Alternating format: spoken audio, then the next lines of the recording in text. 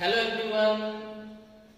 Today we will discuss about the solubility. Solubility क्या होता है इसके बारे में हम लोग डिस्कस करेंगे. इससे पहले हम लोग सॉल्यूशन लेशन का इंट्रोडक्शन करे थे, क्या होता है. उसके बाद परसेंटेज कंपोजिशन था, जहां mass by mass percentage, mass by volume, volume by volume percentage. Then after we have discussed ppm, molality, molarity and related numericals. So आज हम लोग स्टार्ट करेंगे उसके बाद solubility. Solubility क्या होता है इसके बारे में. So suppose we have taken one container. In this container we have solvent. Suppose this is solvent. And solvent is in fixed amount. This should be in fixed amount. So in solvent what we will add? That part is called solute. तो ये solvent में जो कि आपको specified amount में लेना है, इस solvent में आप कितना solute को add कर सकते हैं, मैक्सिमम कितना solute दिस सॉल्वेंट में ऐड हो सकता है, that thing is called solubility. तो what is the definition of solubility. Solubility क्या होता है? Maximum amount of solute that can be dissolve in a specified amount of solvent. So write the definition of solubility. The maximum amount of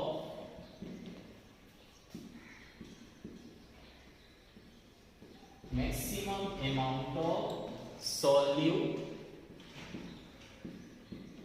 that can be dissolved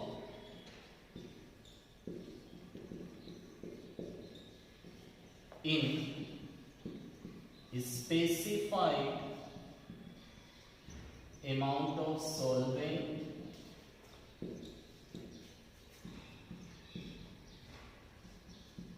at a constant temperature.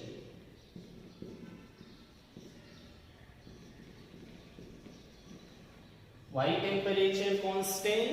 Because if temperature change, then solubility will also be affected. So temperature को constant रखना है. तो solvent specified amount हो, fixed amount हो, उसमें आप maximum कितना solute add कर सकते हैं, that term is called solubility.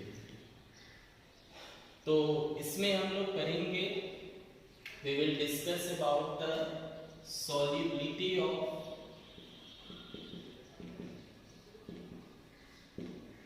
Solid in liquid. So this is our next topic, solubility of solid in liquid. What is this mean? Now solubility of solid. So solid will be our solute in liquid. So liquid will be our solvent. तो अगर हम लोग solid object को liquid में dissolve करें तो वो किस में डिसॉल्व होगा, किस में नहीं होगा, उसके बारे में डिस्कस करते हैं. Solubility of solid in liquid.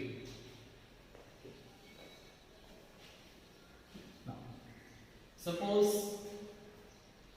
We have taken salt, suppose NaCl, नमक जो होता है, there is sugar. So we know that NaCl हो, sugar हो, किस में डिसॉल्व होता है? वाटर में easily. We see in our practical life. So NaCl हो, sugar हो, they are dissolved in water. Okay. So NaCl हो, sugar हो, वाटर में डिसॉल्व होता है. Now these are polar compounds. Polar होता है.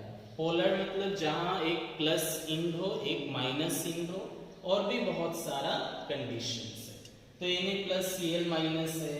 In case of sugar there are electronegativity difference between the elements, so they are polar. And water is our polar solvent, this is also polar. मतलब अगर polar compound हुआ polar solvent में soluble होगा, और अगर non polar compound होगा then non polar solvent में soluble होगा। यही NaCl हो या शुगर हो, these are not soluble in benzene। ये बेंजीन में soluble नहीं होता है। क्यों नहीं होता है? Why? Because benzene is a non-polar। Benzene क्या होता है? Non-polar। So we can say that polar compounds are soluble in polar solvent, they are not soluble in non-polar solvent. Now take another example. Suppose naphthalene, anthracene,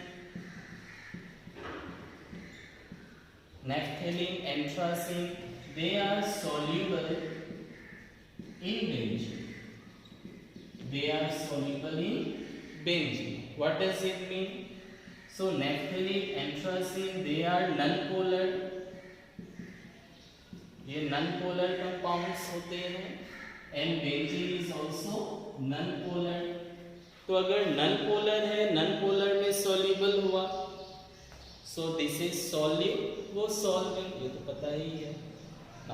But naphthalene हो और anthracene, they are insoluble or not soluble in water. Why? Because water is polar solvent. So what conclusion we can derive from here? So you see, if polar compound is there, it is dissolved in polar solvent. If non-polar compound is there, they are soluble in non-polar solvent। मतलब polar वाला polar में soluble हो रहा है, non polar वाला non polar में soluble हो रहा है। So in general what we can say?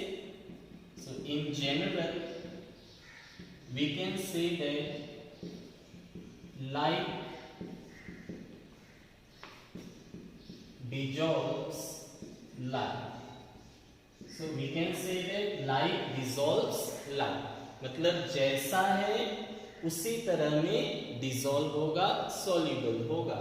Polar है तो पोलर सॉल्वेंट में सॉल्युबल होगा, नॉन पोलर है तो नॉन पोलर सॉल्वेंट में सॉल्युबल होगा।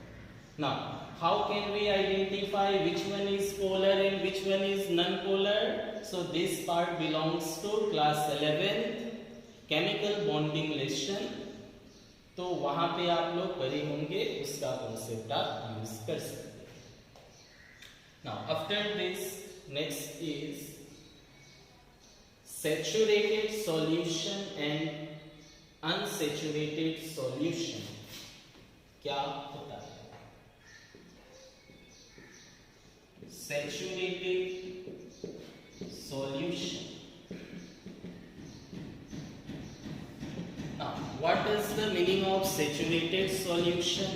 एक ऐसा सॉल्यूशन जहां में और सॉल्यूट डिसॉल्व नहीं होगा। Suppose we have taken some water, here some water is present, now here we are adding suppose some sugar we are adding। तो पहले हमने वाटर लिया, उसमें 1 स्पून शुगर ऐड किया, क्या होगा? तो sugar will readily dissolve in water, बहुत ही जल्दी वाटर में डिसॉल्व हो जाएगा। और 1 चम्मच शुगर हमने ऐड किया, this time it will take some more time to dissolve, थोड़ा ज्यादा समय लगेगा। और थोड़ा शुगर दिया और थोड़ा ज्यादा लगेगा समय। तो इस तरह एक मोमेंट आएगा कि आप शुगर ऐड कर रहे हैं, but the moment when comes that sugar molecule will not dissolve in water, वैसा मोमेंट जहां पे शुगर मॉलिक्यूल वाटर में डिसॉल्व नहीं होगा, then that type of solution is called saturated solution. वैसा solution जहां पे और solute, more solute cannot dissolve in solvent, then that type of solution is called saturated. But condition is that, what condition? Temperature should be constant. Temperature should be constant. Temperature constant होना पड़ेगा, otherwise क्या होगा, आप temperature बढ़ाओगे solubility बढ़ जाएगा. So temperature should be constant. So what will be the definition of saturated solution? So we can say that the solution where no more solute can be dissolved. The solution where no more solute can dissolve is called saturated solution.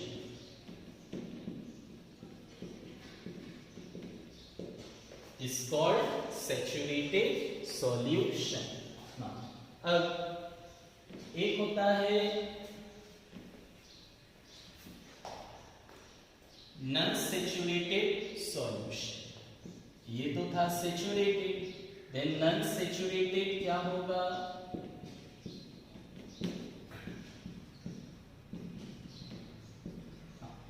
Saturated नहीं है, yes saturated नहीं है. तो saturated कब नहीं होगा, when it will be not saturated. तो saturated कब हुआ था कि जब आपने सॉल्यूट दिया एंड सॉल्यूट डिसॉल्व हो गया. ऐसा एक मोमेंट आया जब सॉल्यूट डिसॉल्व नहीं होगा, तो वो सैचुरेटेड. नॉन सैचुरेटेड में क्या होगा, सॉल्यूट डिसॉल्व होता रहेगा. You add sugar, it will dissolve, you are adding sugar and sugar is get dissolved, then that moment the solution is unsaturated या non-saturated, you can say, or you can say unsaturated, or you can say non-saturated. So what will be the definition of unsaturated? The solution in which more solute can dissolve, more solute can dissolve at the constant temperature.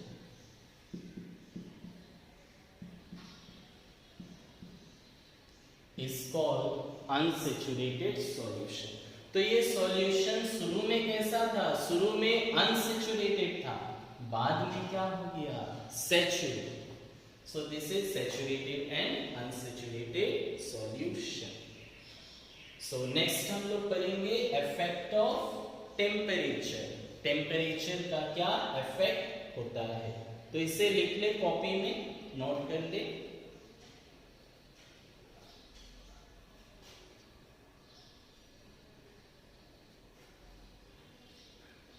हो गया, ठीक.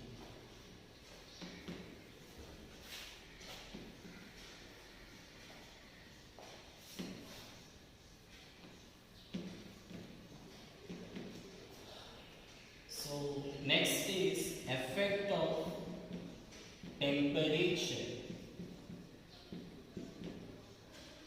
So यहाँ पे temperature का क्या effect होगा, किसमें, solubility of solid in liquid. हम लोग का टॉपिक क्या था, the topic was solubility of solid in liquid. Temperature का क्या इफेक्ट है? अगर हमने सॉल्यूट को सॉल्वेंट के साथ मिक्स कर दिया तो ये प्रोसेस जो है सॉल्यूट सॉल्वेंट को मिलाने से ये जो प्रोसेस होगा, अगर ये प्रोसेस इंडोथर्मिक हुआ, if this process is endothermic, what is endothermic process? जहां पे हीट एनर्जी एब्सॉर्ब होता है, Q क्या होता है? पॉजिटिव या greater than zero. Heat Q means heat positive होगा या greater than zero. Delta H मतलब एंथैल्पी चेंज क्या होगा? Greater than zero. ये क्या होता है? तो enthalpy is heat at constant pressure. Enthalpy change क्या होता है? It is the heat contained in a system at constant pressure. तो अगर प्रोसेस इंडोथर्मिक हुआ देन क्या होगा? इफ वी टेम्परेचर को इंक्रीज करें तो सॉलिबिलिटी भी क्या होगा? इंक्रीज होगा। अगर कोई प्रोसेस इंडोथर्मिक हो तो वहां टेम्परेचर बढ़ाने से सॉल्युबिलिटी भी बढ़ेगा। And if this is exothermic, अगर ये एक्सोथर्मिक प्रोसेस है, एक्सोथर्मिक मतलब जहां पे हीट एनर्जी रिलीज होता है, हीट बाहर निकलता है, क्यू लेस देन जीरो या नेगेटिव होता है, तो वहां पे क्या होगा? एक्सोथर्मिक, जहां से हीट बाहर निकला। If we increase the temperature, अगर टेम्परेचर इंक्रीज करें then solubility will decrease, solubility will decrease. अगर प्रोसेस कैसा हो? एक्सोथर्मिक हो, तो टेम्परेचर बढ़ाने से सॉल्युबिलिटी क्या होगा? कम होगा और इंडोथर्मिक में जाएगा। तो it depends on solute and solvent, what type of solute and solvent we are taking. If the process mean dissolution, अगर सॉलिड का सॉल्वेंट में मिलना, डिसॉल्व होना, डिसोल्यूशन होना, इंडोथर्मिक हुआ तो टेम्परेचर बढ़ाओ, सॉल्युबिलिटी इंक्रीज हो जाएगा। और एक्सोथर्मिक है then temperature increase, solubility will decrease. Next topic is effect of pressure. अगर हम लोग प्रेशर बढ़ाए तो सॉल्युबिलिटी पे क्या इफेक्ट होगा? तो प्रेशर का सॉल्युबिलिटी पे कोई इफेक्ट नहीं होता है, ना के बराबर। वाई? कोई इफेक्ट नहीं होगा। प्रेशर यू इंक्रीज और decrease, the solubility of solid in liquid will not effect. Effect बहुत ही कम, ना के बराबर होता है। Why? Because no effect. Why? Because solid जो होता है दे आर जनरली इनकॉम्प्रेसिबल।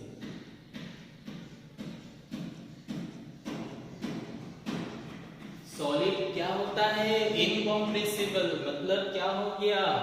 उसे आप कॉम्प्रेस नहीं कर सकते। Solid can not be compress. और लिक्विड बहुत हल्का, ना के बराबर हल्का सा लिक्विड कॉम्प्रेस होता है। तो if we increase the pressure, pressure मतलब क्या? Force per unit area. You are giving pressure means you are giving force, तो फोर्स देने से शेप चेंज ही नहीं हुआ, शेप चेंज नहीं हुआ। Why? Because solid are incompressible, जैसा था वैसा है। So it have no effect on the solubility of solid in liquid.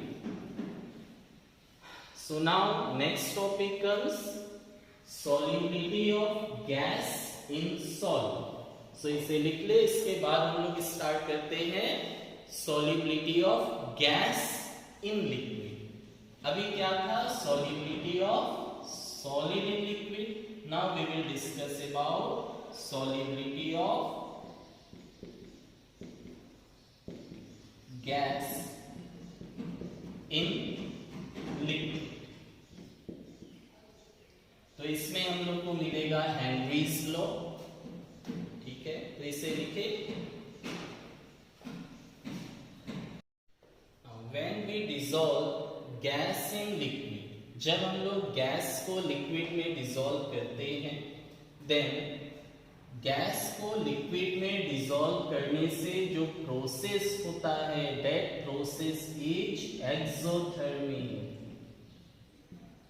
So now we have discussed कि अगर प्रोसेस एक्सोथर्मिक हुआ then what will be the effect of temperature, temperature का क्या effect होगा. So for exothermic process with increase in temperature solubility decreases. जितना ज्यादा temperature होगा उतना solubility कम हो जाएगा. किसके लिए? Gas in liquid.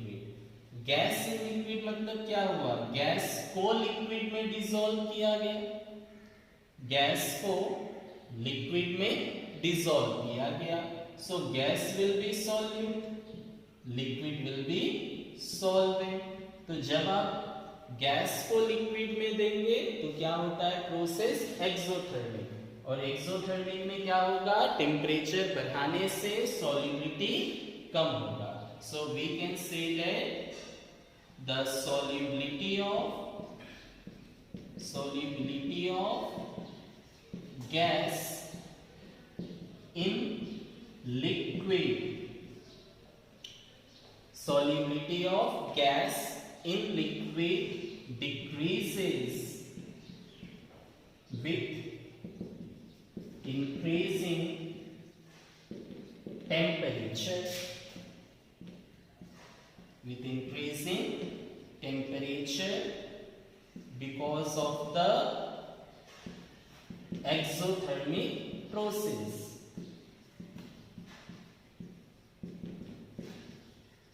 और ये कौन बताया था? This is Le Chatelier's principle. Le Chatelier's principle के ये 11th में था, equilibrium ratio. Now this is the effect of temperature. Now we will discuss the effect of pressure. अच्छा, उससे पहले इसका एग्जांपल्स ले ले, क्या होगा?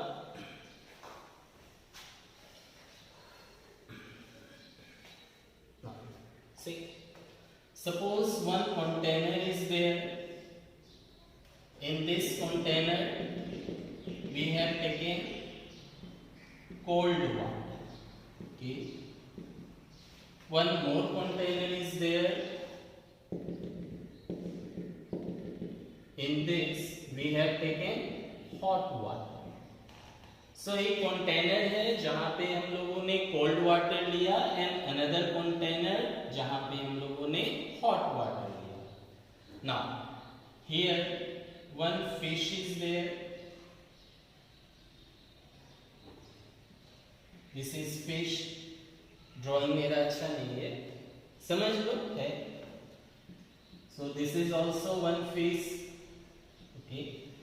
So now my question is that in which water, either cold or hot, the fish will be comfortable. किस water में फिश कंफर्टेबल रहना चाहेगा? कोल्ड वाटर में या हॉट वाटर? फिश जो है कोल्ड वाटर में कंफर्टेबल होगा या हॉट वाटर? तो सोच के आंसर बताए क्या हो सकता है. अभी अभी जस्ट हम लोगों ने पढ़ा. So cold water means what? Here temperature is less, temperature कम है. कोल्ड ठंडा, तो ठंडा है तो टेम्परेचर कम ही होगा. Hot water means temperature is high. So cold water means temperature is low and hot water मतलब temperature ज्यादा है.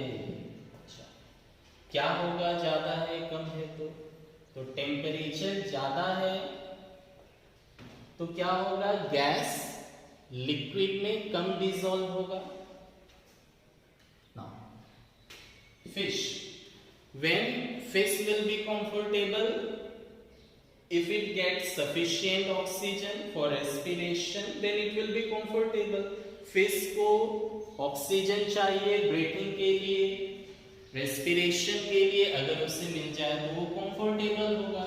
तो जिसमें ऑक्सीजन का कंटेंट अच्छा हो, सफिशिएंट हो, उसमें फिश कंफर्टेबल रहेगा। तो वी नो दैट गैस, तो यहां पे ऑक्सीजन गैस का सॉल्युबिलिटी, ऑक्सीजन गैस का सॉल्युबिलिटी ज्यादा किसमें होगा? ज्यादा होगा इसमें। क्यों? टेम्परेचर लो है। यही तो अभी पढ़ा हम लोगों ने, जितना टेम्परेचर कम होगा उतना गैस लिक्विड में ज्यादा सॉल्युबल होगा। गैस क्या है? Gas is oxygen. लिक्विड क्या है? Liquid is water. So gas liquid में डिसॉल्व होगा, मतलब ऑक्सीजन वाटर में डिसॉल्व होगा। जितना ज्यादा ऑक्सीजन हो वाटर में उतना अच्छा से फिश रहेगा, कंफर्टेबल। सो यहाँ टेम्परेचर ज्यादा है, मतलब ऑक्सीजन कम होगा वाटर में, और वाटर में ऑक्सीजन कम होगा तो fish will be not comfortable. So one application you can say this one. Now, another example you can take. So अभी गर्मी का मौसम है, summer season. So we drink cold drinks, हम लोग लेते हैं। कोल्ड ड्रिंक्स क्या होता है? ठंडा होता है। So suppose two cold drinks are there. एक इसमें है, one this. One you are kept in freeze, refrigerator, and another इसको ओपन में रख दिया, नॉर्मली रखा हुआ है। सपोज ये क्या है? स्प्राइट। सो स्प्राइट पीते हैं आप लोग, या सब कोई पीता है? तो स्प्राइट जो है, एक आपने रख दिया रेफ्रिजरेटर में और एक आपने रख दिया नॉर्मल। अब बताएं कौन सा स्प्राइट में कार्बन डाइऑक्साइड गैस ज्यादा होगा? क्योंकि हम लोग शेक करते हैं तो बबल्स आता है ना ऊपर। ये क्या है? इसमें लिक्विड है, वाटर। इसमें क्या डिसॉल्व होता है? Carbon dioxide gas. तभी तो शेक करने से कार्बन डाइऑक्साइड का बबल्स ऊपर आता है ना। अब बताएं ये जो दो स्प्राइट का बोतल है, इसमें किसको शेक करने से ज्यादा बबल्स आएगा? मेरे हिसाब से तो ये हो सकता है। क्यों? क्योंकि ये ठंडा है। तो ठंडा होने की वजह से क्या हुआ? टेम्परेचर फॉल हुआ। जितना टेम्परेचर फॉल होगा उतना ज्यादा गैस लिक्विड में डिसॉल्व होगा। यही तो पता है। Lower is the temperature, higher is the gas content in liquid. तो रेफ्रिजरेटर में रखने से क्या हुआ? फ्रीज में रखने से क्या हुआ? टेम्परेचर फॉल किया। जितना टेम्परेचर कम होगा उतना ज्यादा गैस लिक्विड में डिसॉल्व होगा। तो यहाँ पे ज्यादा डिसॉल्व होगा, और यहाँ नॉर्मल मतलब टेम्परेचर जैसा था वैसा है, तो यहाँ CO2 का क्वांटिटी कम होगा। तो हम लोग बोल सकते हैं कि फ्रीज में रखने से सॉल्युबिलिटी ऑफ CO2 ज्यादा है। तो यहाँ पे CO2 गैस क्या होगा? इधर वाले में ज्यादा होगा एंड इधर वाले में कम होगा। So this is the effect of temperature किसके ऊपर? Solubility of gas in liquid. Now we will discuss about the effect of pressure on the solubility of gas in liquid. अब हम लोग चेक करते हैं प्रेशर का क्या है।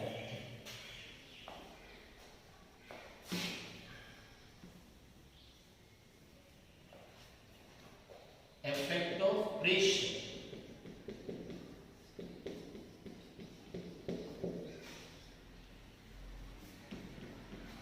on the solubility of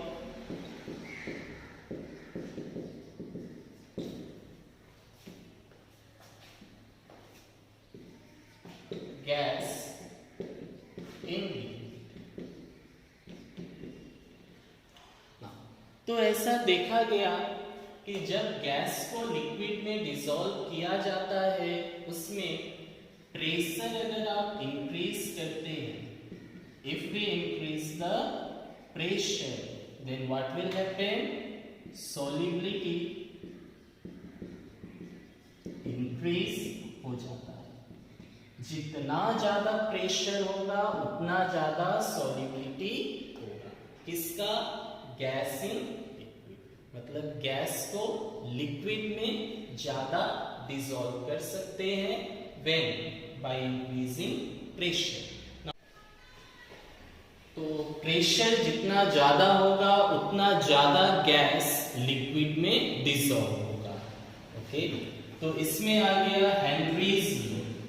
ये जो स्टेटमेंट था ये हो गया हेनरीज। तो अभी अभी हम लोगों ने पढ़ा, higher is the pressure, higher will be the solubility of gas in liquid. Pressure increase करने से सॉल्युबिलिटी ज्यादा होगा। किसका होगा?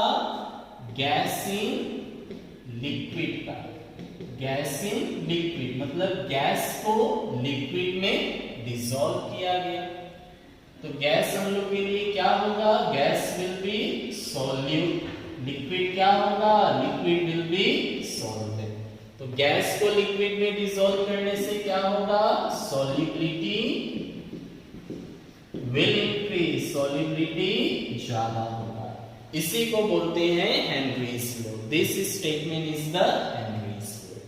हायर इज द प्रेशर, ज्यादा होगा तब व्हेन प्रेशर इंक्रीजेस। तो यही हेनरीज लॉ होता है। So definition of Henry's law, the solubility of gas in liquid, the solubility of gas in liquid is directly proportional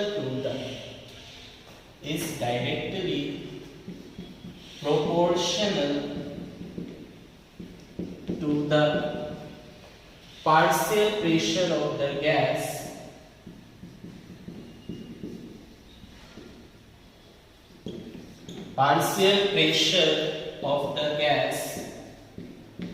above the surface of liquid or solution. तो the solubility of gas in liquid, gas को अगर आप liquid में dissolve करते हैं तो क्या होगा? इसका सॉल्युबिलिटी डायरेक्टली प्रोपोर्शनल होगा पार्शियल प्रेशर से गैस का। और ये पार्शियल प्रेशर कहां होगा? लिक्विड सरफेस के ऊपर में। Why partial pressure? क्योंकि बहुत सारा गैस होता है। नाउ इस डेफिनेशन में ये जो टर्म है कि solubility of gas in liquid, solubility of gas in liquid, this term is represented by mole fraction. इसको हम लोग जो मेजर करते हैं, how much gas is dissolved in liquid, that is measured in terms of mole fraction. So जो most commonly used होता है Henry's law, वो आप ऐसे भी लिख सकते हैं। क्या लिख सकते हैं? कि solubility of gas in liquid represented by mole fraction। तो इसके जगह पे आप मोल फ्रैक्शन कर दे, बाकी वाला पार्ट तो वही होगा। तो हम लोग क्या बोलेंगे? The partial pressure of gas is directly proportional to mole fraction of the gas. तो the partial pressure of the gas, the partial pressure of the gas in vapor phase, vapor phase में होना चाहिए, in vapor phase is directly proportional to क्या होगा, partial pressure gas का vapour phase में directly proportional होगा किससे, ये था, इसको क्या टर्म में मेजर होता है, mole fraction is directly proportional to the mole fraction of the gas, mole fraction of the gas, कहां में, सॉल्यूशन में, इन द सॉल्यूशन में जो होगा। और इसको मैथमेटिकली एक्सप्रेस करें तो partial pressure represented by small p, और पार्शियल प्रेशर इसको हम लोग क्या चीज से रिप्रेजेंट करेंगे, small p, and mole fraction, this we know mole fraction is represented by zeta. So what will be the mathematical term, partial pressure is directly proportional to mole fraction. Now we know that if proportionality sign is there, so we can write equal to by placing a constant, constant, and that constant is called KH, Henry's law constant. This is called Henry's law constant. This constant is called as Henry's law constant. तो ये Henry's law था, simple, जितना ज्यादा pressure होगा उतना ज्यादा gas liquid में dissolve होगा। So now we will draw one graph for this part. So write this. तो लिख ले इसको, स्क्रीनशॉट ना ले, स्क्रीनशॉट बहुत सा रखा हुआ ही है मोबाइल में, ऐसे ही पड़ा हुआ है, लिख ले, यूज होगा ये, अच्छी तरह नोट्स बना ले। सो क्या है, graph. So make a graph of this equation. So for graph, one equation is that, one mathematical term, y equal to mx plus c. This equation you have got in mathematics. This is the equation of straight line. This is the equation of straight line not passing through origin. Not passing through origin. ये क्या है equation, y equal to mx plus c.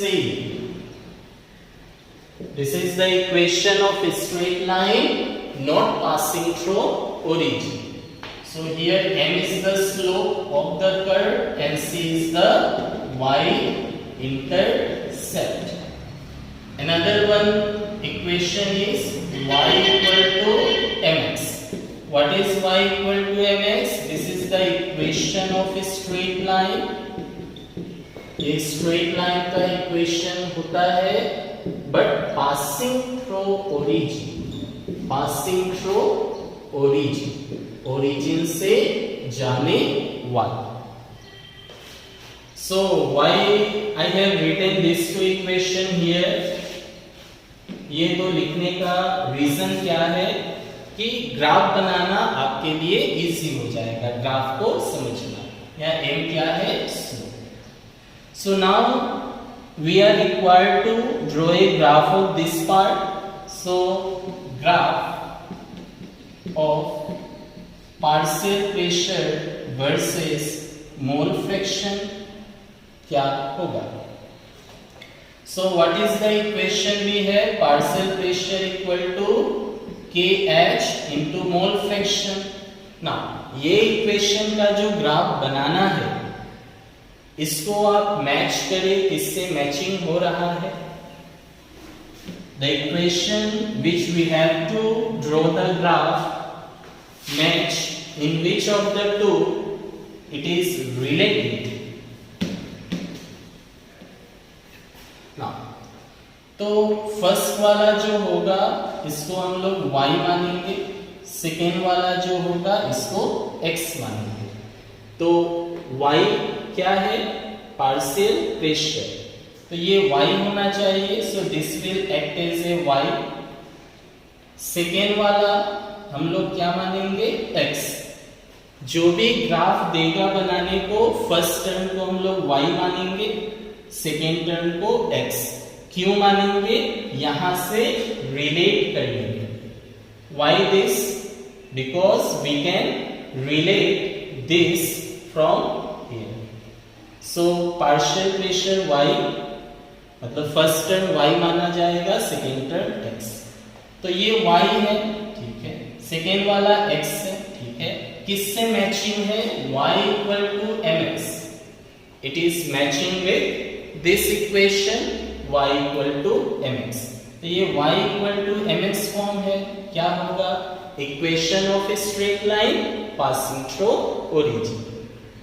बना दे graph.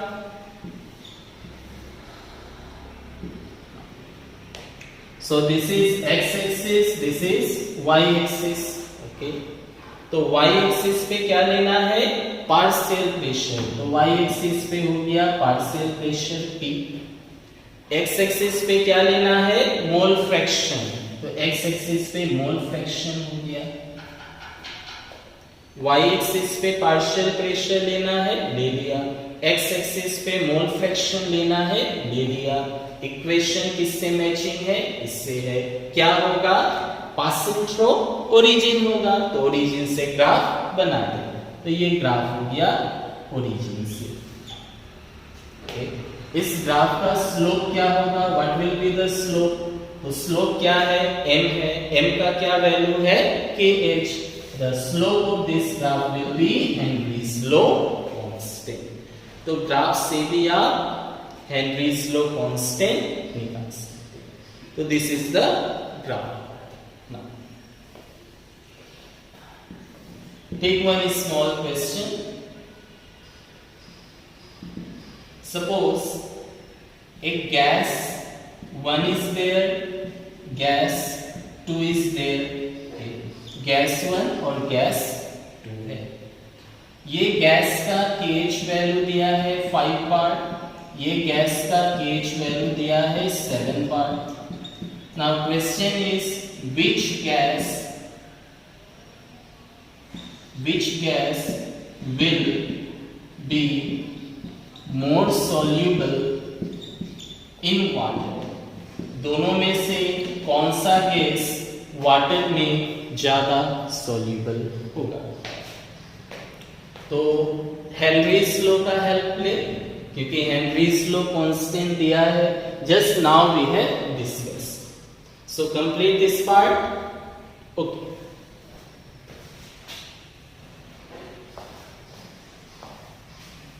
Now what was Henry's law? Henry's law था partial pressure is equal to kh into mole fraction. So kh is given. What we have to check? Which gas is more soluble in water? तो what does mole fraction represent? Mole fraction ही तो represent करता है क्या? Solubility of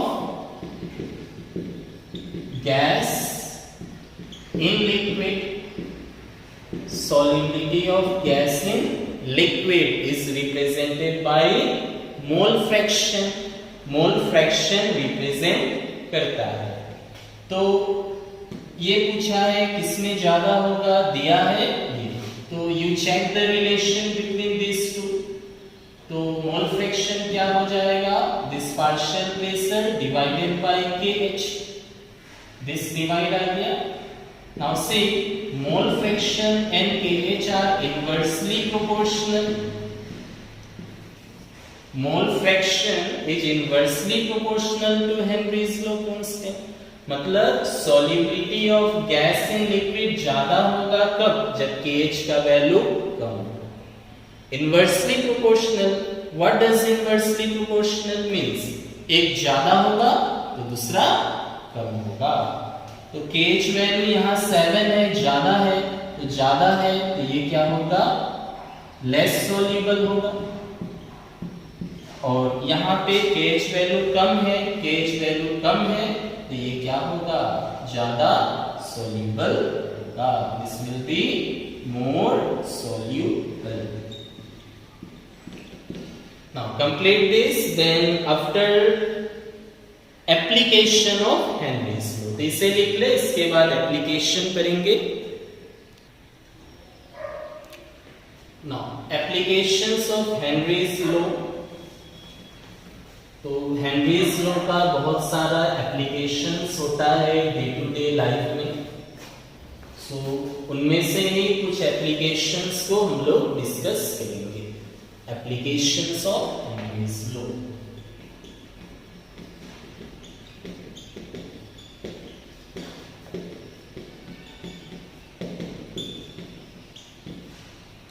first application, तो cold drinks होता है, soda water होता है। In cold drinks, soda water, ये जो हम लोग पीते हैं in summer season, cold drinks, तो what is present there, gas. कौन सा, कार्बन डाइऑक्साइड। इसमें क्या होता है, कार्बन डाइऑक्साइड गैस होता है, और ये है क्या, लिक्विड।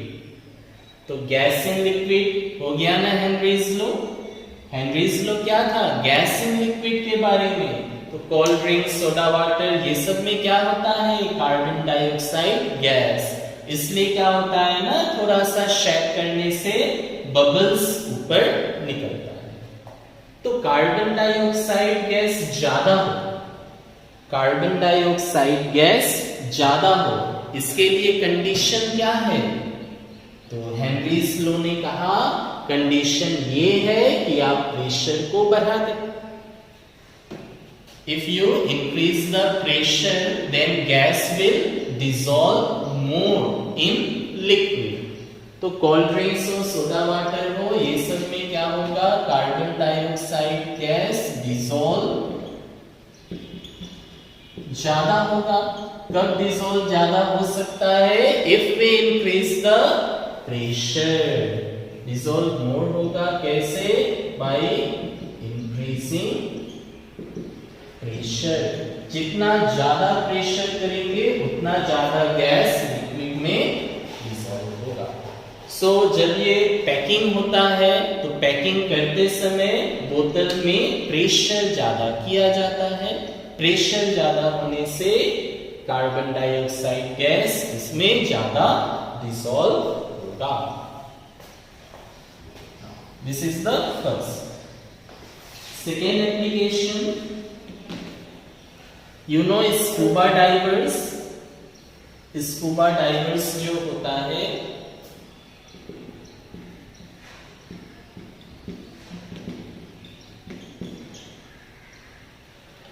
स्कूबा डाइवर्स मतलब क्या हुआ, जो सीज में, समुद्र में नीचे जो जाता है वो बैग में गैस लेके, देखे होंगे आप लोग, you have seen scuba divers, जो वाटर में नीचे की तरफ जाता है सीज वगैरह। Now suppose we are taking layers of water, this is the layers of water. Now this is the surface, ऊपर में। तो at present scuba diver is here, सबसे ऊपर में है, सपोज यहां। So this is the scuba divers. ये अपने साथ क्या लेता है, बैग में सिलेंडर रहता है, सिलेंडर का बैग, उसमें क्या होता है, एटमॉस्फेरिक गैसेस होता है, गैस लेके जाता है। क्यों, फॉर ब्रेथिंग, ब्रेथ करने के लिए।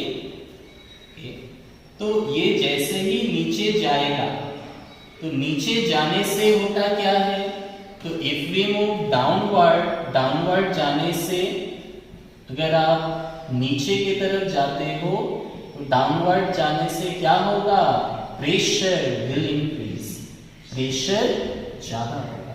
जितना नीचे जाओगे उतना प्रेशर ज्यादा होगा। Now if pressure increases then what will happen?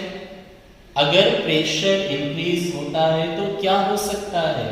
तो भाई हेनरीज लॉ लगाए। प्रेशर इंक्रीज होने से क्या होगा? गैस लिक्विड में ज्यादा डिसॉल्व होगा। Gas will dissolve more in liquid. तो गैस लिक्विड में ज्यादा डिसॉल्व होगा। तो गैस है क्या? तो जो बैग में लेके गया है वही गैस है सिलेंडर में। Gas dissolve more in liquid, ये था Henry's law. If pressure increases the amount of gas dissolved in liquid will be मोर।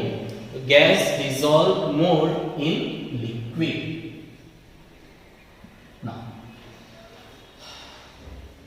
तो अब क्या होगा? अब नीचे जाने के बाद ये ऊपर भी तो आएगा। ऐसा तो नहीं है नीचे गया वहीं पे इसको रहना है, घर संसार तो वहां है नहीं, तो ये डेफिनेटली ऊपर आएगा। अब जब ये नीचे से ऊपर आएगा तो नीचे से ऊपर आने से क्या होगा? ऊपर से जब नीचे गया था तो प्रेशर इंक्रीज हुआ तो गैस ज्यादा डिसॉल्व हुआ। नीचे से ऊपर आएंगे upward, if you move upward, ऊपर आने से क्या होगा? क्या हो सकता है? Pressure will decrease. प्रेशर क्या होगा? Pressure will decrease. Now pressure decrease होने से क्या होगा? Same Henrys law. तो प्रेशर कम होने से गैस कम सोल्यूबल होगा।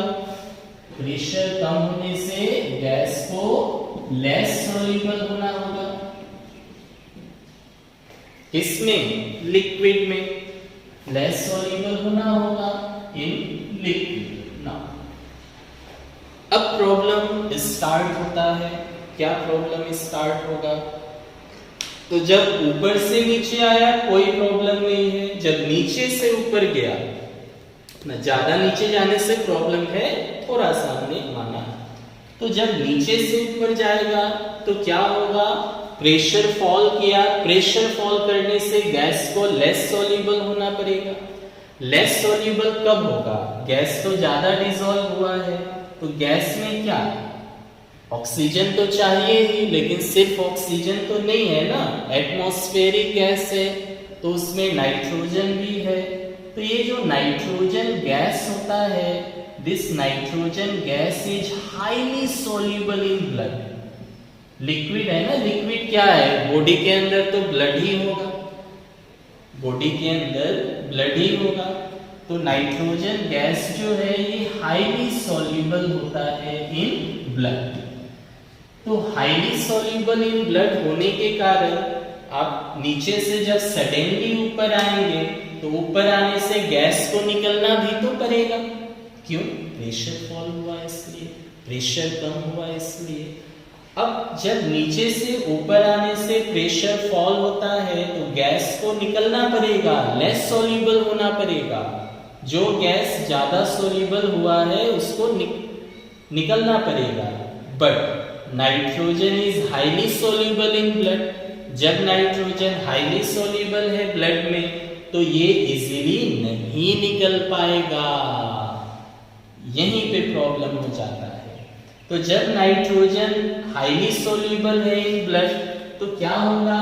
तो जब आप ऊपर जाएंगे तो नाइट्रोजन इजीली नहीं निकल पाएगा, और जब नहीं निकल पाएगा तो क्या होगा? एक मेडिकल कंडीशन एराइज होगा। अंदर से तो प्रेशर दे रहा है निकलने के लिए, अंदर से प्रेशर दे रहा है निकलने के लिए, बट निकल नहीं पा रहा। क्यों? Highly soluble.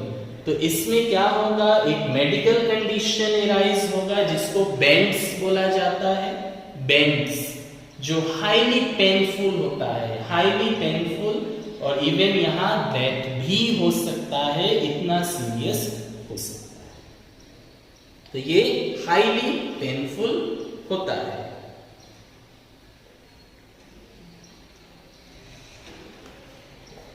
So nitrogen easily नहीं निकल पाएगा, so I am writing that. Then nitrogen gas can not escape easily, आसानी से नहीं निकल पाएगा। व्हाई? बिकॉज, क्यों? क्योंकि ये हाईली सॉल्युबल है ब्लड में, इसलिए। तो अब क्या होगा? तो यहाँ पे मेडिकल कंडीशन एराइज होगा, मेडिकल कंडीशन एराइज होगा, और इस मेडिकल कंडीशन को बोला जाता है बेंट्स। और ये क्या होता है? हाईली पेनफुल होता है, काफी ज्यादा पेनफुल होता है, और इवन डेथ भी हो सकता है। तो ये था हेनरीज लॉ का सेकेंड एप्लीकेशन, स्कूबा डाइवर्स। तो अब सवाल हो गया कि अगर ऐसा है तो ये जाते कैसे होंगे? हाउ दे गो? क्योंकि जाता तो है ही, हम लोग देखते ही हैं, आप लोग भी गए होंगे शायद। तो यहाँ पे इस प्रॉब्लम को ओवरकम करने के लिए क्या किया गया कि जो एटमॉस्फेरिक गैस है उसके साथ हीलियम को डाइल्यूट किया गया। आई रिपीट, जो एटमॉस्फेरिक गैस है उसके साथ क्या डाइल्यूट किया गया? हीलियम। हीलियम, तो हीलियम क्या होता है? ब्लड में लेस सॉल्युबल होता है। Helium is less soluble in blood, blood में बहुत कम सॉल्युबल है। तो कम सॉल्युबल है तो इजीली निकल सकता है। तो हीलियम का यूज करके ये प्रॉब्लम को ओवरकम किया गया, हीलियम को यूज करके। तो this problem is overcome by using helium.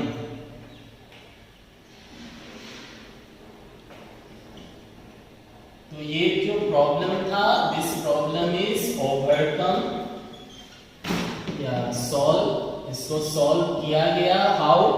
By using by या एयर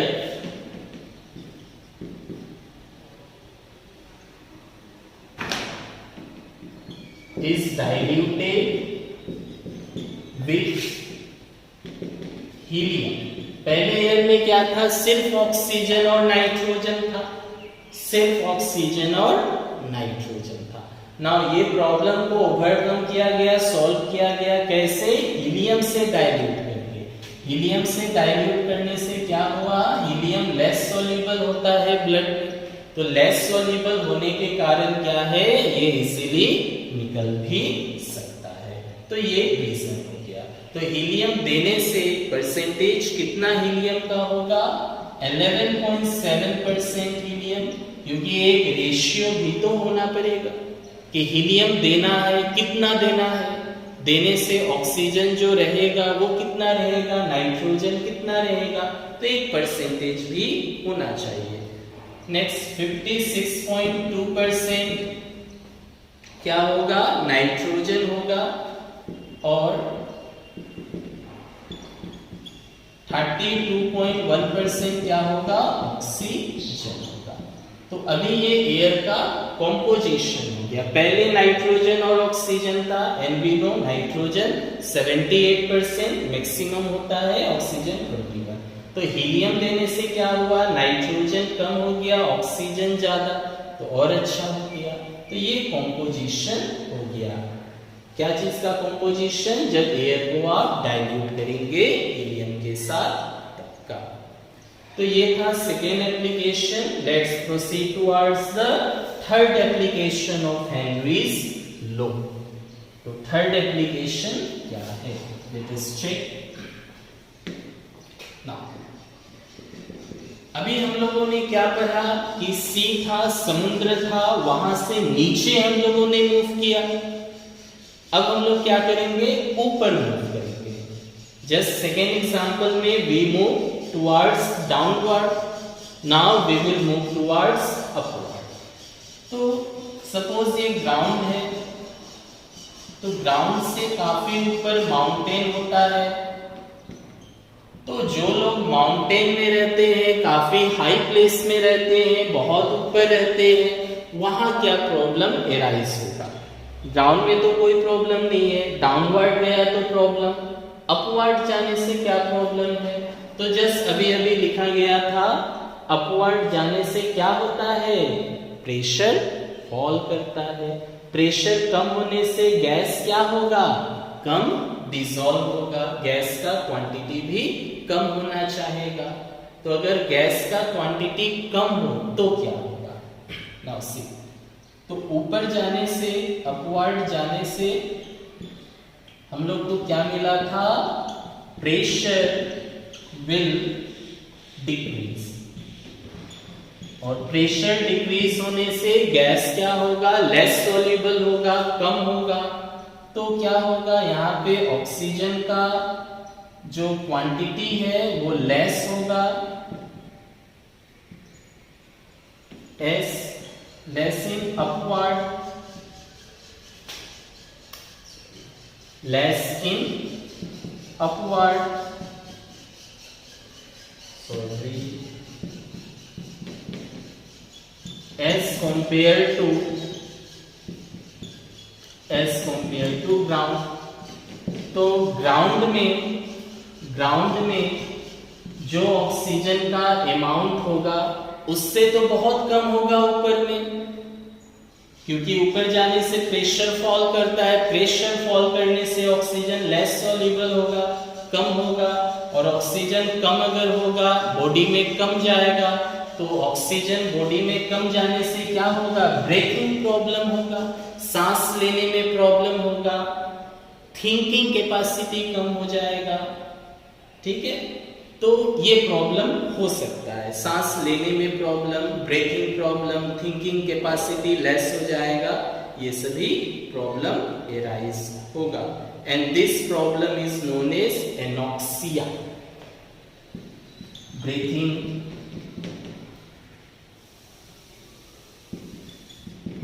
ब्रीथिंग प्रॉब्लम होगा, थिंकिंग कैपेसिटी कम हो जाएगा, thinking capacity decreases, and this condition is called anoxia।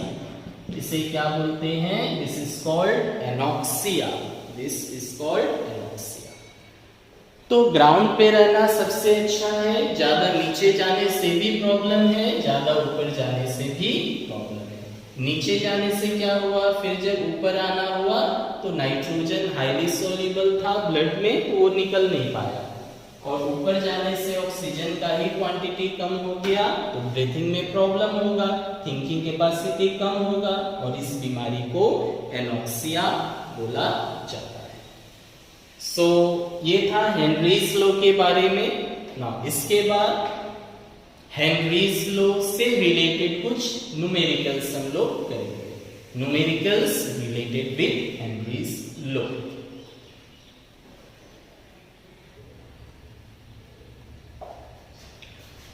Now this numerical is from Henry's law. Let us try this.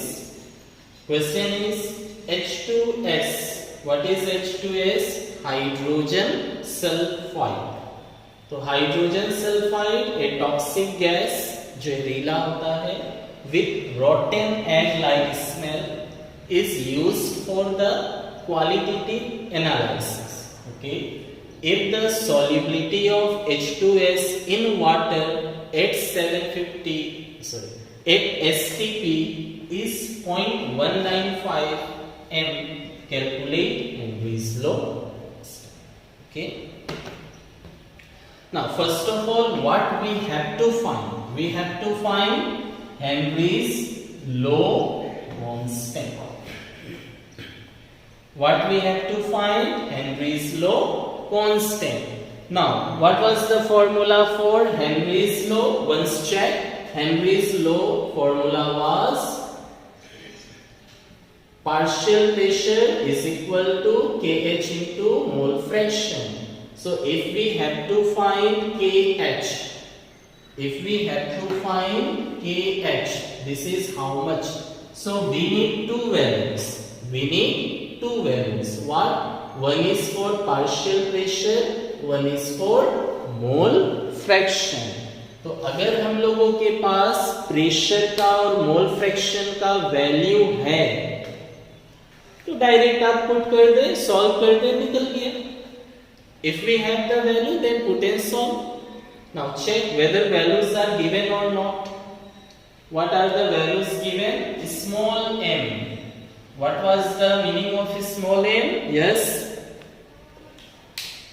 ये पढ़ा था हम लोगों ने. कहां पढ़ा था? फर्स्ट क्लास में पढ़ा था. सॉल्यूशन पार्ट 1 में, सॉरी पार्ट 2 में पढ़ा था हम लोगों ने.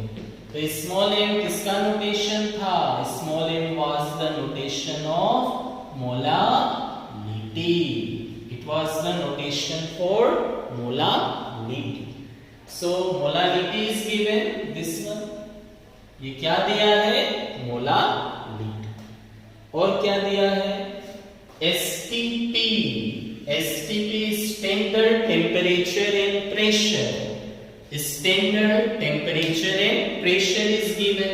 तो स्टैंडर्ड प्रेशर है तो आप ले सकते हैं कितना? 0.987 बार. तो STP में प्रेशर कितना हो गया? 987, 0.987 बार. तो ये वैल्यू तो आपको मिल गया, ये वैल्यू मिल गया.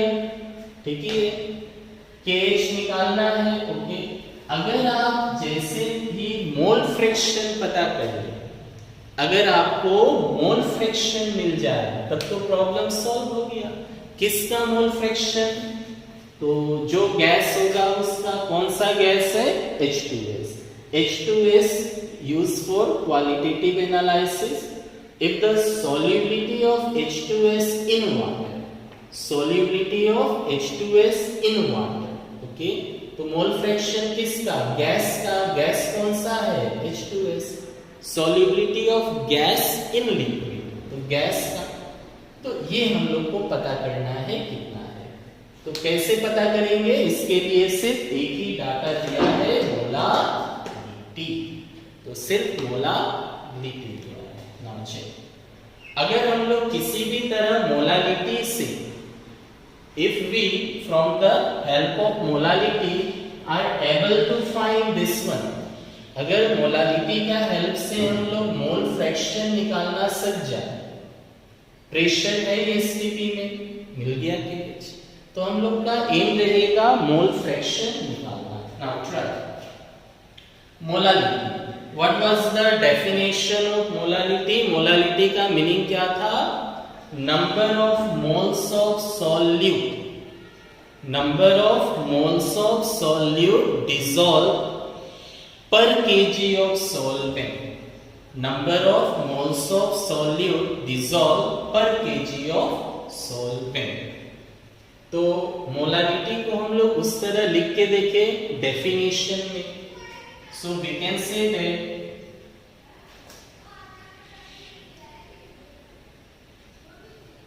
given solubility of H2S in water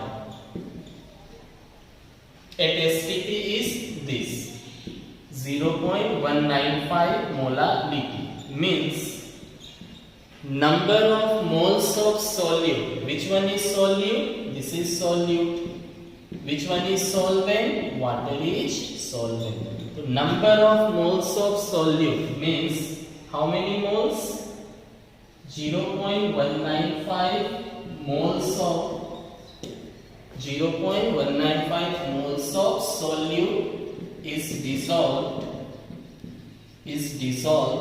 in 1 kg of solvent. In 1 kg, you can write 1000 gram also. Anyone you can write in 1 kg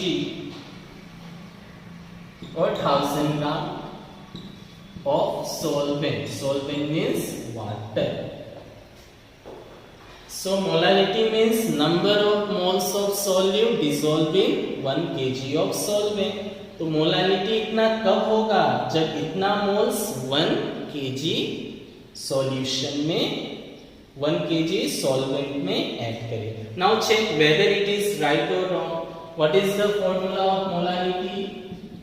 yes, molality number of moles of solute by mass of solvent in kg. Kg में mass किसका? Solvent का। Number of moles किसका? Solute का। यही था formula ना।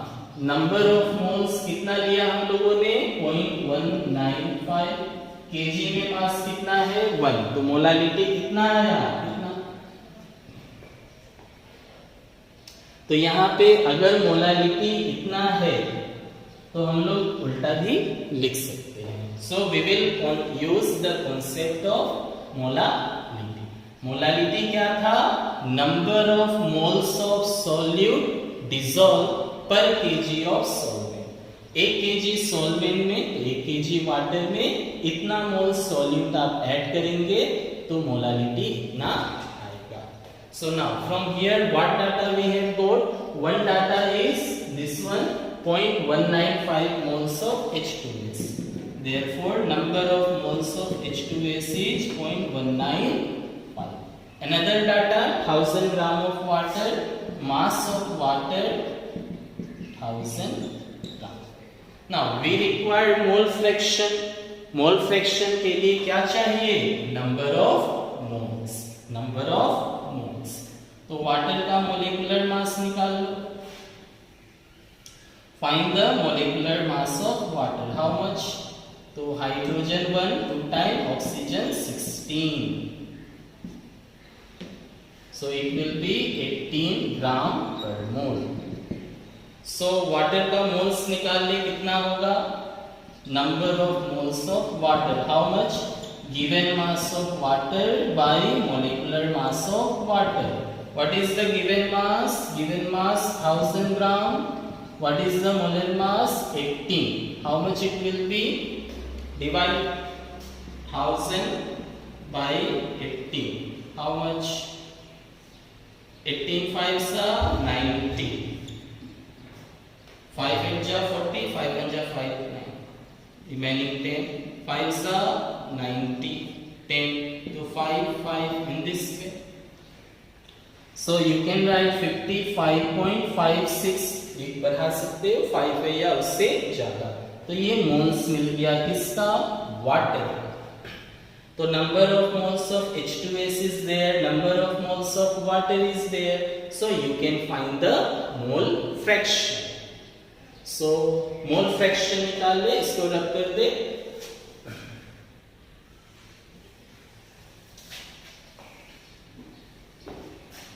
Therefore mole fraction of H2S how much? Number of moles of H2S by total. Total मतलब H2S का भी होगा और water का भी होगा। Now solve it with the values. H2S value is 0.195, 0.195, water का 55.56. How much? 0.195 by add 5 हो गया 6 और 5 15 5 6 9 15 5 1 6 1 7.55. This much mole fraction. क्या mole fraction का कोई यूनिट होता है?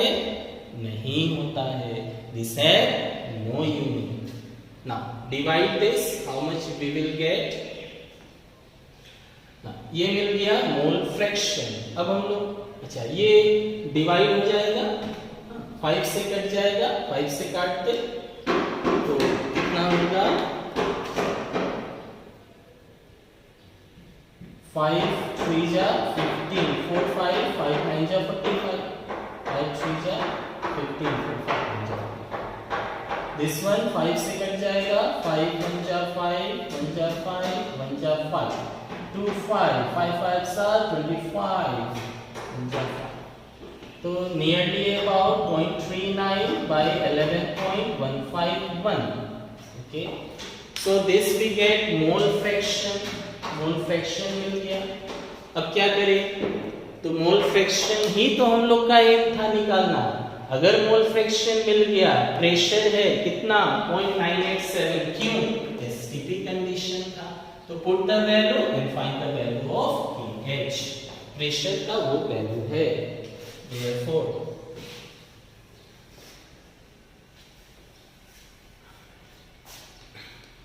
Therefore, partial pressure is kH into mole fraction. So kH will be divided by mole fraction. Partial pressure is 0.987 Q because STP condition is there. And this one is 0.39 divided by 11.151. Now unit कोई नहीं था मोल fraction का, और KH का unit क्या होगा, बार में ही होगा. The unit of KH is similar to the unit of pressure, क्योंकि मोल फ्रैक्शन का कोई यूनिट नहीं होता है. Now simplify, ये ऊपर जाएगा, डिवाइड का divide, 0.987 into 11.151 by 0.39. Now simplify, whatever you will got, that will be the final answer. And unit क्या हो जाएगा, 1. तो ये हो गया. इसे लिखे. फिर एक last numerical from Henry's law, एक लास्ट न्यूमेरिकल करते हैं और उसके बाद इस लेक्चर को यहीं पे खत्म करते हैं. So one last numerical from Henry's law. Complete this.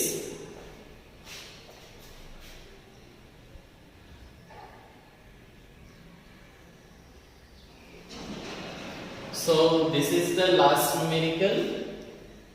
Now question is, Henry's law constant for carbon dioxide in water is this one. तो Henry's law constant दिया है, किसके लिए दिया है, कार्बन डाइऑक्साइड के लिए. इन वाटर कितना है. So given data we can write Henry's law constant means KH. It is given how much, 1.67 10 का power 8 Pascal. Okay. At 298 Kelvin. तो Kelvin टेम्परेचर इज कांस्टेंट, तो नो प्रॉब्लम. हेनरीज लॉ में क्या था, pressure का variation है. Variation is of pressure, तो pressure का वेरिएशन है तो टेम्परेचर कांस्टेंट. ना हेनरीज लॉ कांस्टेंट दिया है. अच्छा, कौन सा गैस है, कौन सा लिक्विड है, तो CO2 in water. CO2 in water, तो कार्बन डाइऑक्साइड गैस है, वाटर क्या है, लिक्विड है. तो solubility of gas in liquid, solubility of gas in liquid कितना है, दिस मच, ये दिया हुआ है. हेनरीज लॉ कांस्टेंट इसके. Calculate the quantity of CO2. क्या निकालना है, quantity of CO2. Given mass of CO2 कितना होगा, quantity of CO2 given mass of carbon dioxide निकालना है. इन 500 ml ऑफ सोडा वाटर, तो volume of soda water, water का वॉल्यूम कितना है, 500 ml. क्या इसमें सिर्फ वाटर है, क्या इसमें सिर्फ वाटर है, ना, इसमें सोडा वाटर है. तो सोडा जो है बहुत कम अमाउंट में होता है, तो उसका अमाउंट नेग्लिजिबल कर सकते हैं. सोडा सॉलिड है, वाटर लिक्विड है. So in the first part of the solution lesson we have discussed mass by volume percentage.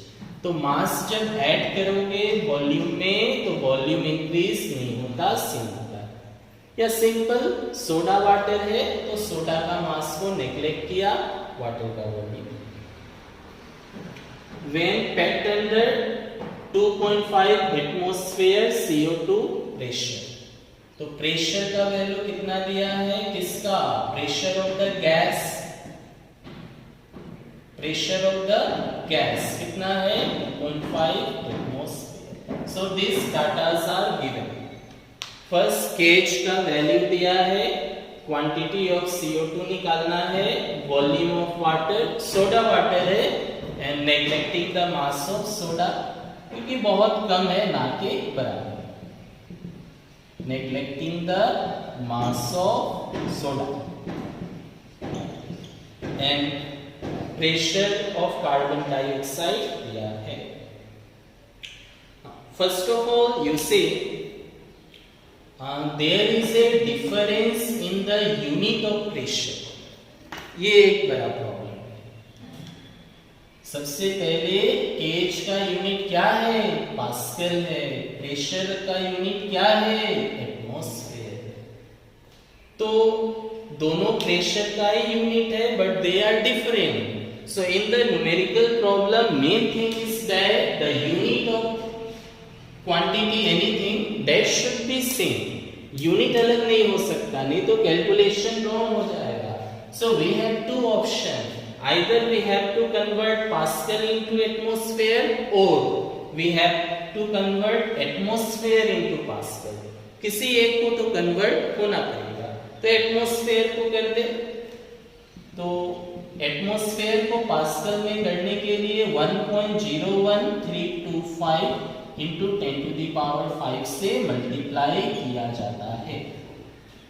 ठीक है, since 1 atmosphere is equal to कितना pascal?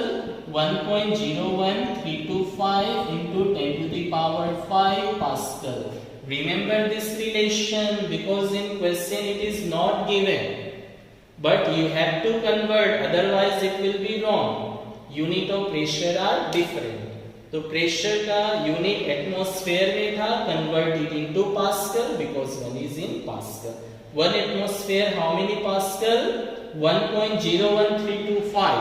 1.01325 into 10 to the power 5 pascal. So 2.5 कितना होगा? This into this. Now say use Henry's law. Henry's law क्या था? कि partial pressure of the gas is equal to what? KH into mole fraction of the gas. This was the Henry's law. Now see, pressure of CO2 is given, okay?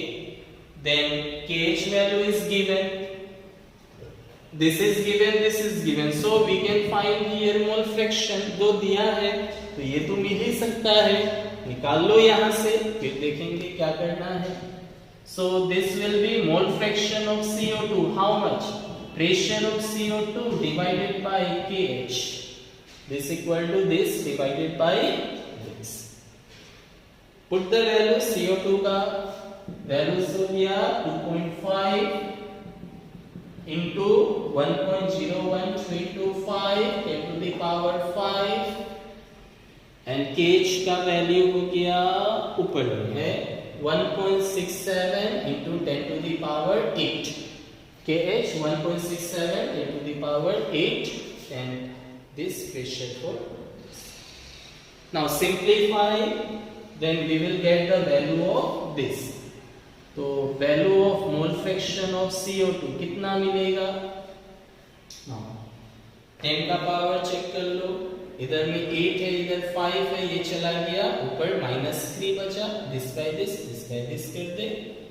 तो इसे simplify करें, कितना होगा? इसका values हम लोग को क्या मिलेगा? तो ये हो गया 2.5 into 1.01325 by 1.67 into, ये ऊपर गया माइनस हो गया 10 का power -3. Now simplify. After simplifying, see what is the value comes. तो ये नियरली आएगा 0.00152. 0.00152. Once check from yourself. तो इसका कोई यूनिट नहीं होता, कोई यूनिट नहीं होता। तो ये क्या मिल गया? Mole fraction of CO2. अब हम लोग को क्या करना है? What we have to find given mass of CO2 कितना होगा? तो हम लोग क्या करेंगे? मोल फ्रैक्शन का फॉर्मूला यूज कर दे। मोल फ्रैक्शन का फॉर्मूला यूज करें, मोल फ्रैक्शन का formula. So I am rubbing this part, ये तो आप लोग लिख लिया, ठीक है। Use the formula of mole fraction.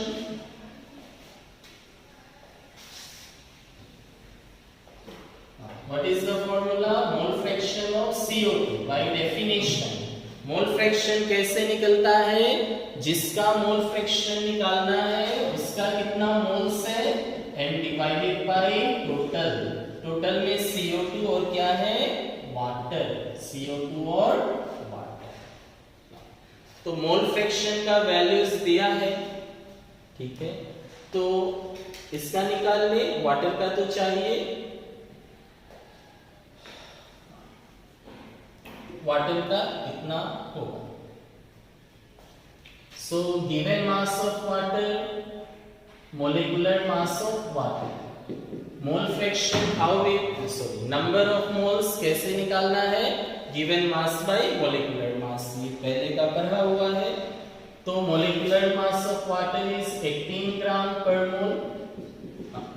What is the given mass of water, तो here you see what is given, volume of water is given 500 ml, but हमें क्या चाहिए, given mass by molecular mass करने से ये मिलेगा, इसका value है ही, निकल जाएगा।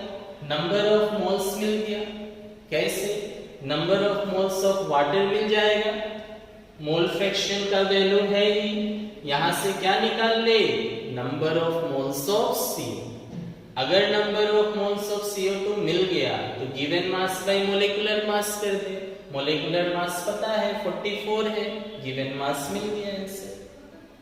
चलो तो हाँ, now main problem is there कि वाटर आपको ml में दिया है, बट हमें तो ग्राम में चाहिए गिवन मास, तो हम लोग क्या करेंगे, now we know that what is the density,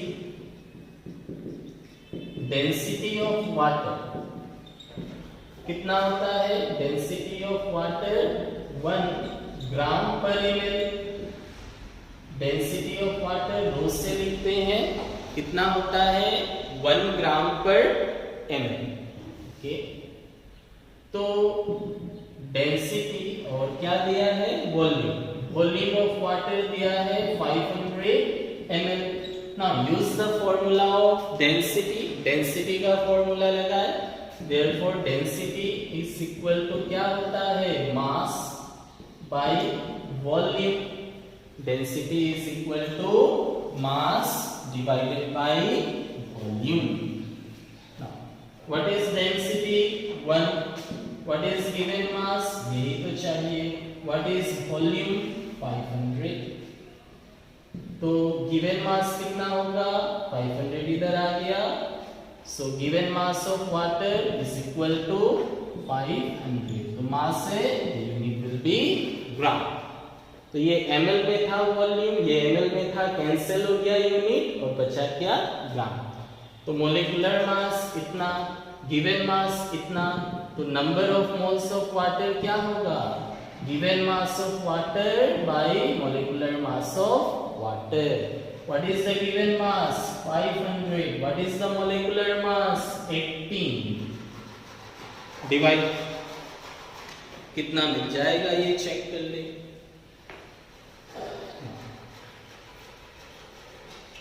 So this will be okay.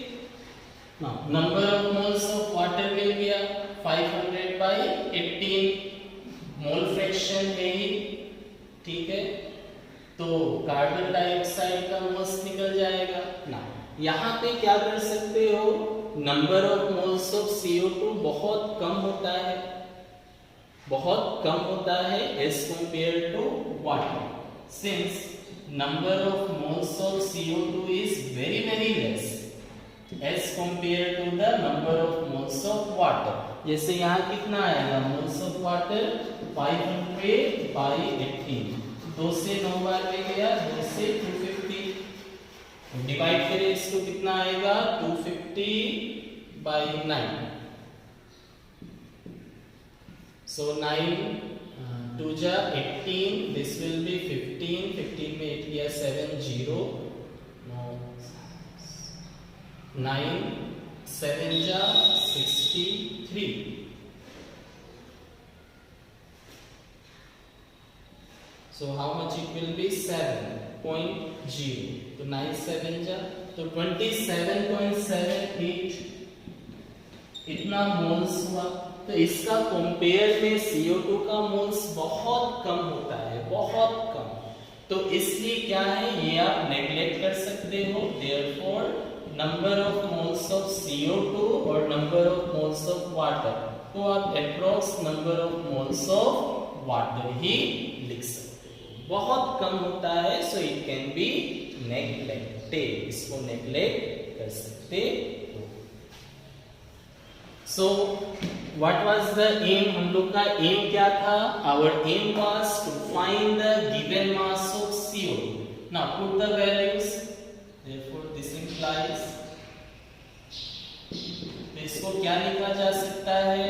Mole fraction of CO2 is equal to number of moles of this. CO2 का मोल्स बहुत कम होता है वाटर का कंपेयर में, तो ये नेग्लेक्ट कर दिया, तो सिर्फ वाटर का बचा। Give the values. Now mole fraction of CO2, ये यहाँ पे लिखा हुआ था, मैंने रब कर दिया, तो आप लोगों ने लिखा होगा, तो वो वैल्यूज को दे दे, या वीडियो को बैक आ जाए, थोड़ा बैक आने से वैल्यूज को मिल जाएगा। तो मैंने लिखा था 0.0, कुछ एक था 0.00152 था। Now number of moles of CO2, once check, video को थोड़ा पीछे आए, ये आपको मिल जाएगा। Number of moles of water 27.78। Now therefore number of moles of CO2 कितना होगा? ये multiply 0.00152 into 27.78। Now what is number of moles? Number of moles क्या होता है? given mass by molecular mass, given mass by molecular mass। So molecular mass of CO2 कितना होता है? Carbon का 12, ऑक्सीजन का 16 दो बार है, कितना आएगा? 44 gram per mole. What is the molecular mass of CO2? 44 gram per mole. Put the value, values को दे, तो given mass of CO2 by molecular mass 44 होगा 32, 12, 44 is equal to this 0.00152 into 27.78। 44 उधर इंटू हो जाएगा, 44 will multiply, तो given mass of CO2 is this into 27.78, 44 into हो गया, so इतना ग्राम। So multiply this and this will be our final answer। तो थोड़ा बड़ा हो गया ये न्यूमेरिकल्स, तो एग्जाम्स में आने से तो 3 मार्क्स का आ सकता है। तो क्वेश्चन में क्या दिया था? फर्स्ट दिया था KH का वैल्यू था हेनरीज लॉ कांस्टेंट और प्रेशर का वैल्यू था, बट दोनों का यूनिट अलग अलग था। तो हम लोगों ने क्या किया? दोनों का यूनिट को सेम बनाया। एटमॉस्फेयर को पास्कल में बदला। कैसे बदला? 1.01325 into 10 to the power 5 multiply करके, फिर सिंप्लीफाई किया हेनरीज लॉ का फॉर्मूला में देके, तो मोल फ्रैक्शन मिला। अब जब मोल फ्रैक्शन मिल गया ये वाला CO2 का, तो हम लोगों ने देखा इसका वैल्यू निकाल ले तो ये मिलेगा। तो वाटर का मोल्स निकालने के लिए given mass by molecular mass, but इसका गिवन मास नहीं है, इसका वॉल्यूम में दिया था 500 ml। तो हम लोग जानता है वाटर का डेंसिटी 1 ग्राम पर ml है, और डेंसिटी क्या था? मास बाय वॉल्यूम। तो वहां पे हम लोगों ने पुट कर दिया, करने से वॉल्यूम को मास का फॉर्म में लिख दिया, गिवन मास मिल गया, मोलिकुलर मास 18 निकल गया, ये हो गया। नाउ वाटर का मोल्स बहुत ज्यादा होता है as compare to the moles of CO2, तो डिनोमिनेटर में से CO2 को नेग्लेक्ट कर सकते हैं क्योंकि इसका मोल्स बहुत कम है। तो दिस प्लस दिस को सिर्फ वाटर लिख दिया, फिर दोनों का वैल्यूज दे दिया, फिर number of moles of CO2 given mass by molecular mass, ये 44 होता है, वैल्यू दे दिया, and the answer is this. So this is from the Henry's law, ये हेनरीज लॉ के तरफ से था। तो इस वीडियो में हम लोगों ने पढ़ा, क्या क्या पढ़ा, एक तो सॉल्युबिलिटी के बारे में, solubility of solid in liquid के बारे में, और solubility of gas in liquid. तो गैस इन लिक्विड के अंदर में हेनरीज लॉ हो गया, जो बहुत ही इंपॉर्टेंट लॉ है। नाउ इसके बाद हम लोग पढ़ेंगे वेपर प्रेशर के बारे में, और वेपर प्रेशर में आ जाएगा राउल्ट्स लॉ। तो नेक्स्ट हम लोग स्टार्ट करेंगे वेपर प्रेशर। ओके, तो यहीं पे फिनिश करते हैं। Thank you.